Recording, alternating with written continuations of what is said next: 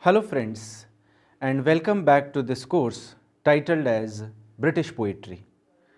Friends, we started in the last class, Unit 4, with a very popular epic, Paradise Lost, written by John Milton. We have specifically in our course invocation to Book 1st and Book 9. So we have to focus on these, let's say, books only out of the 12 volumes of this book, Paradise Lost. Today we are going to discuss a very important topic, that is John Milton as a writer of first Christian epic. So we will see that how, let's say, John Milton's work is considered as a first Christian epic. John Milton is considered as a Christian writer, whether he is, let's say, supporter of Protestant group or Roman Catholic group, and what does he wish to say about the puritanical aspect of, let's say, church and Christianity through this book, Paradise Lost. So now what are you going to learn? What will be the course outcome of this course, of this 30 minutes lecture? Let us look at that. You would be able to interpret Arthurian legends and biblical allusions in the prescribed text.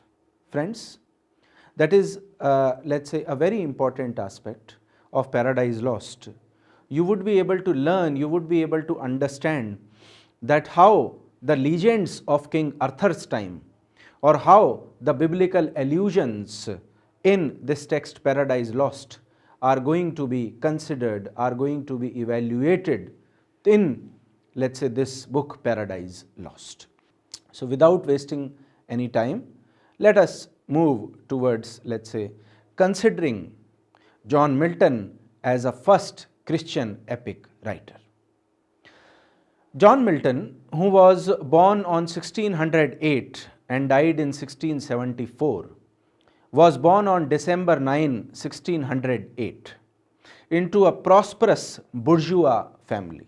So we can understand, friends, that John Milton, he was born and brought up into a prosperous bourgeois family. He has his, let's say, ethics and ways of living.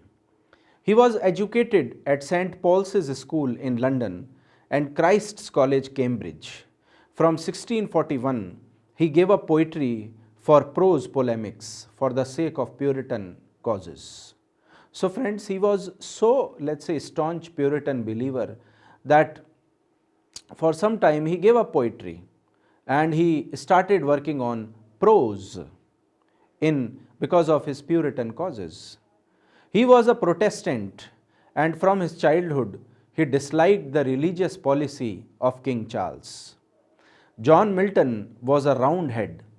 Roundhead is the party which he was supporting, just like BJP and Congress in India. The Cavaliers or Royalists supported the king and tended towards Catholicism. So we can see that in the time of John Milton, the people were divided into political ideologies and groups. There was one group of Cavalier poets who supported Royalists, kings, and they were tended towards Roman Catholicism. On the other hand, there was a group of there was a group of Protestants which was supported by people like John Milton, who disliked King Charles and the policies of King Charles. They believed in an aristocracy that had the right to special privileges, both in politics and in religion.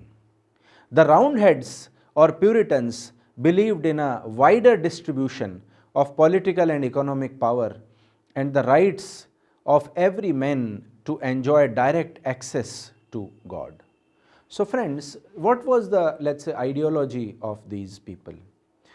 The Roundheads or the Puritans, they actually believed in direct access to God. Direct access to God means they do not need the middleman or the church. They want to access the powers of God directly. The political and economic powers of the time, which were, let's say, conducted by the church, they were directly, let's say, challenged by the Roundheads or the Puritan people in the society. Milton was so strongly committed to the Puritan cause that he accepted a government position under Oliver Cromwell, who ruled as Lord Protector from 1649 to 1658.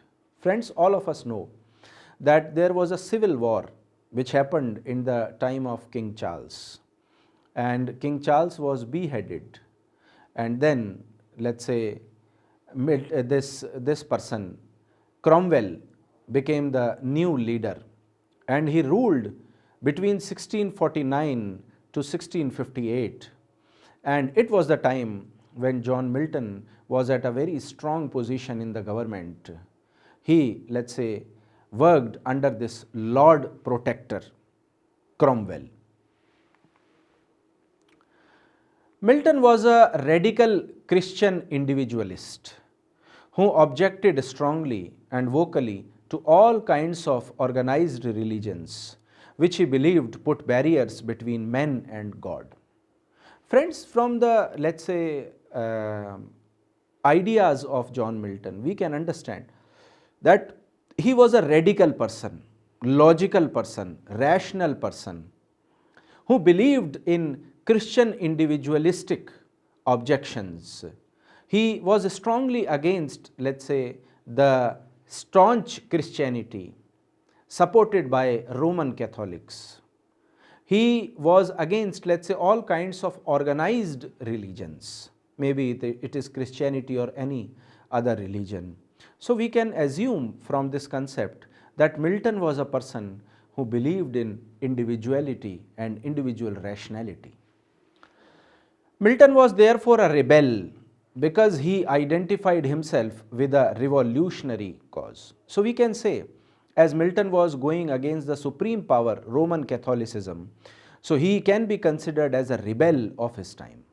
Just like the Satan, who is considered as the rebel in the governance of God, in the paradise of God. His father was a scrivener, a sort of combined notary and banker, who was wealthy enough to afford private tutors for his son, then schooling at St. Paul and Christ College, Cambridge University. So as I told you that Milton was born in a bourgeois family, his father was a rich guy, and he afforded, let's say, private tutors for Milton. And thereafter, Milton went to, let's say, St. Paul and Christ's College, which are considered as one of the most prestigious institutions of Milton's time. Perhaps just as important for Milton's development was the fact that his father was a musician and composer. So friends, we can see from, let's say, the family background or the biographical details of Milton that his father was a musician and composer. So there is an environment of visual arts, vocal arts into Milton's family. One of the most attractive features of Milton's poetry is its marvelous musical qualities. Maybe the, let's say, musical or rhythm which Milton has in his poetry is received inherent in his blood from his father's behavior.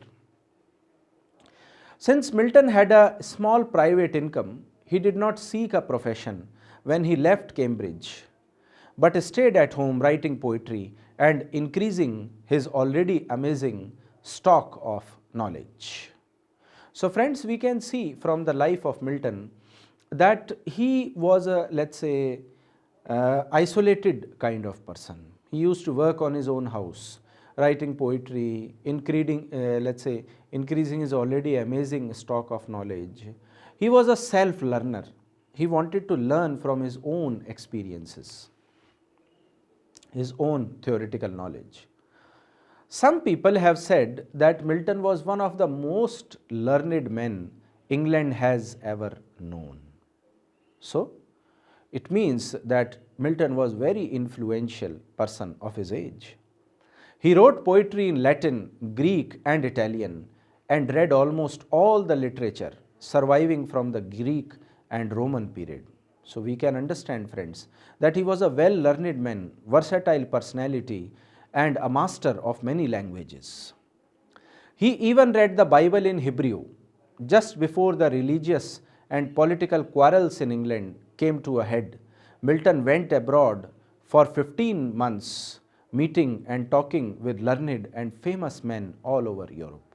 So, friends, we can see that Milton was also a traveler. He traveled for 15 months all over Europe talking to men, and as he knew various languages, so he did not feel uncomfortable in going to other countries and talking to the people in their own language. He met Galileo and looked through his telescope, a fact Milton mentions more than once in Paradise Lost. Friends, this is a very interesting fact about Paradise Lost, that there is reference of Galileo which comes in his book. And maybe Milton was an appreciator of Galileo. Galileo, although had to face the similar kind of, let's say, criticism, because his ideas were against the Roman Catholic established order about the movement of earth and the sun. So the similar kind of zeal existed in Milton's attitude as well. When he returned, he put his learning and considerable rhetorical force at the service of the Puritan cause. He wrote a series of scorching political and religious pamphlets. So friends, when Milton returned from his 15, let's say, months of journey, he, let's say, increased his rhetorical power, rhetorical forces, and on the basis of them, he wrote a series of, let's say, political and religious pamphlets. He was, let's say, strongly establishing himself into the world of, let's say, prose of his age. He condemned bishops, not only the Catholic ones, but those of the Protestant Church of England. So friends, we can say that Milton was trying to neutralize his ideas after his travels. How he was doing it? He was condemning the bishops, or maybe the people who had supremacy over church authorities. And he not only, let's say, criticized the bishops from Catholic Church, but also from Protestant Church. He defended the liberty of the press against censorship. This is one of the major contributions of Milton, that he supported the supremacy of church, or the freedom of press over all kind of, let's say, kingly superpower, or let's say any kind of church interference. Milton was attracted to the Arthurian legends as the subject for his great epic. We had seen it, friends, that there are many writers prior to Milton, including Geoffrey Chaucer, who had taken references from Arthurian legend or the Arthurian times, suggesting that King Arthur's time was, let's say, the golden period of literature, and Milton was not an exception to this idea. But the theme of the fall goes far beyond a national epic and gave the poet scope to analyze the whole question of freedom, free will, and individual choice. Friends, this point is very important to understand the intention of author behind writing this book, Paradise Lost.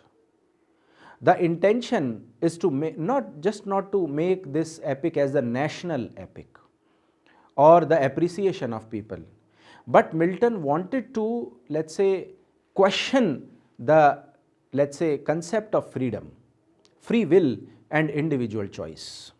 What person must do? What is the, let's say, importance of individual ideas, individual choices? What need to be done there? He attempted to rationalize the spirit of the Renaissance in his epic. So friends, this is what Milton's intention was. He wanted to, let's say, rationalize the spirit of Renaissance, revival of learning, a very new kind of, let's say, ideology he wanted to create, which emphasizes on humanity, humanitarian grounds, and individual experiences through this epic, Paradise Lost.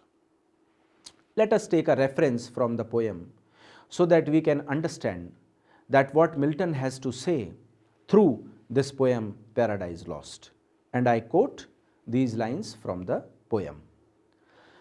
The mind is its own place, and in itself can make a heaven of hell, a hell of heaven. What matters where, if I be still the same, and what I should be, all but less than he, whom thunder hath made greater.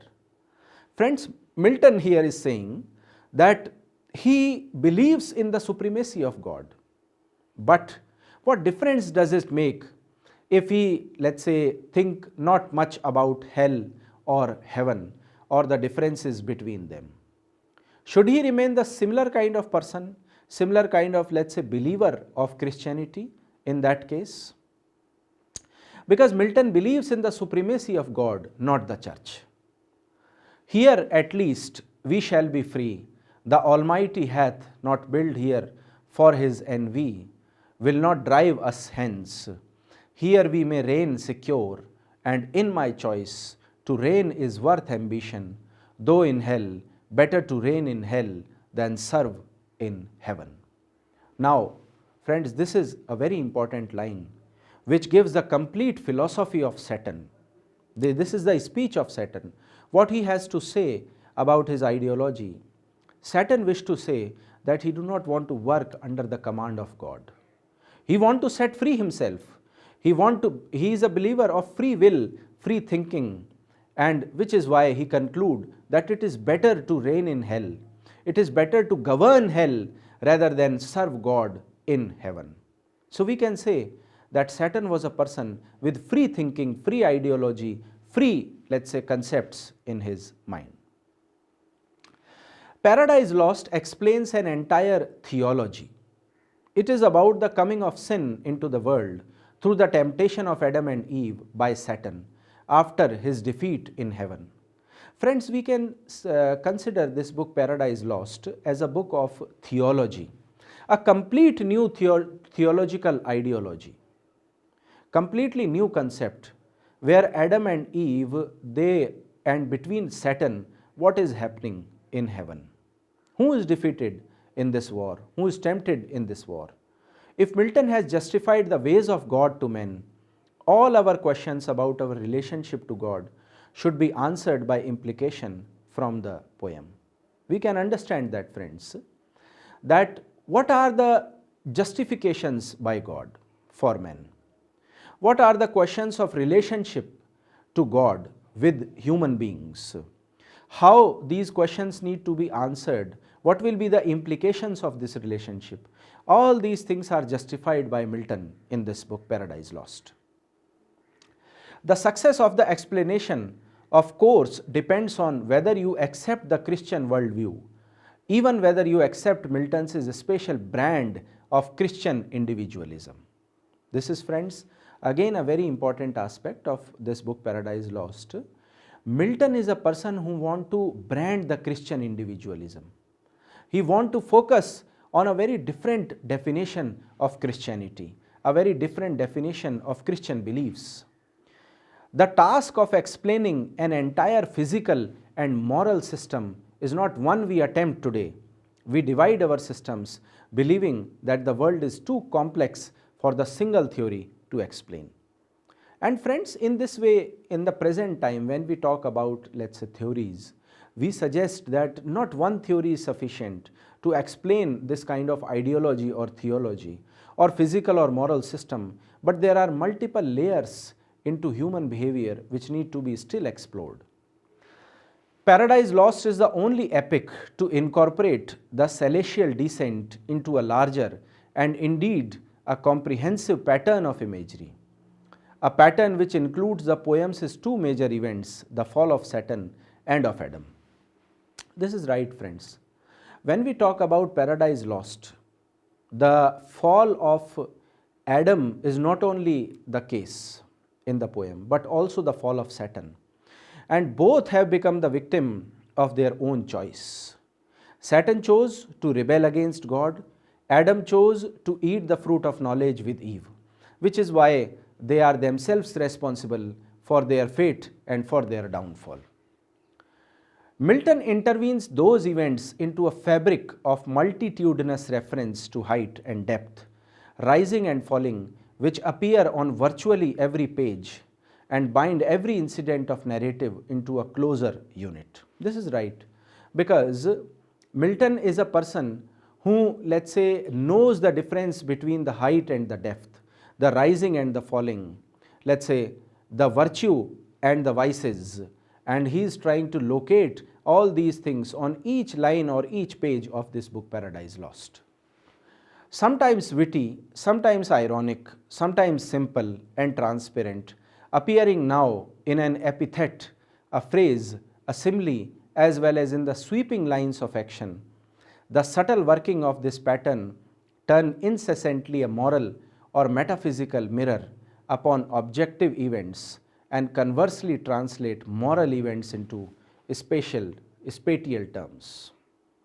So this is what something which happens in this situation, that there is a mixture of many things which can be seen in the language of Paradise Lost. Paradise Lost plays continuously with the paradoxical duality of lowness, the lowness of humility and moral degradation or despair, and with the duality of height, of spiritual eminence or exaltation, and of pride. Friends, there is a continuously, let's say, question of how the downfall happens, what is low, what is high, what is, let's say, degradation or despair, what is guilt consciousness into human beings' behavior. All these things are discussed in detail. What is the, let's say, importance of pride, or what are the disadvantages of pride? All these things are, let's say, mixed in the book Paradise Lost. It plays also with the paradoxes of raising and falling, the abasement that exalts and the pride that abases. So, Paradise Lost is a book of paradoxes, how, let's say, the raising and falling are interchanged into different situations. One who is raised falls down, and one who falls down raises from that situation. When Adam and Eve fall prostrate to the ground, confessing their sin with tears in humiliation meek, their prayers rise successfully to heaven. So friends, we can say that when the downfall of Adam and Eve happens, and when they cry, their cry and their pain, their suffering reaches directly to the ears of God. Paradise Lost attempts to uphold the virtues of patience, not passivity of enlightened learning, not submissive ignorance. So we cannot say that Paradise Lost is a story of submissive ignorance, but it is also a story of patience, of virtue, and of individual, let's say, decision. It shows us not simply Adam unparadised, but Adam possessed to the true humanity, moral suffering, and seeking for both grace and liberty. So when we look into the details of this character Adam, we see that he is not an innocent fellow, or the life of Adam is not simply plain, but there is a morality, suffering, and grace and liberty which are mixed into the behavior of Adam. It also sustains the probity of inner certainty in terms both of Adam's insight and of the reader's freedom of judgment. The consistency of Milton's achievement in Paradise Lost was not matched by what is ostensibly its successor, the 4 books of Paradise Regained of 1671.